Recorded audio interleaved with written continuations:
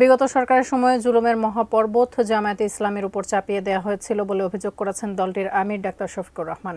রাজধানীর মগবাজারে আল ফালাহ মিলনায়তনে জামায়াতে ইসলামী মহিলা বিভাগের সাবেক সেক্রেটারি এবং সাবেক সংসদ সদস্য হাফেজা আসমা খাতুনের স্মরণ এবং দোয়া মাহফিলে এমন অভিযোগ করেন তিনি। বলেন, বিগত সরকারের সময়ে পরিস্থিতি এতটাই ভয়াবহ ছিল যে কেউ মৃত্যুবরণ করলে অনেকের জানাজায়ও অংশ নেওয়া যেত না। ভবিষ্যতে যেন কোনো ফ্যাসিবাদ মাথাচাড়া দিয়ে উঠতে না পারে সেই আহ্বান জানান তিনি। এর আগে হাফেজা আসমা খাতুনের স্মৃতিচারণ করে বক্তব্য রাখেন জামায়াতের নেতারা। অনুষ্ঠানের শেষ অংশে হয় দোয়া মোনাজাত।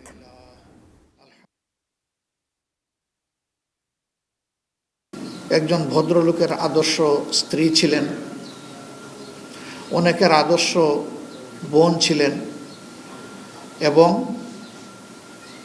লক্ষ লক্ষ মা বোনের আদর্শ আপনজন ছিলেন।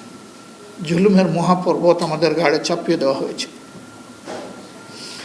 আপনজন থেকে বিদায় নিতে পারবো না, আপনজনকে বিদায় দিতে পারবো না।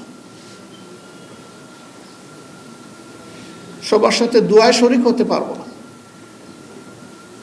আমি দোয়া করি এরকম পরিস্থিতি জাতির আরেকজন নাগরিকের জীবনে যেন আর ফিরে না আসে।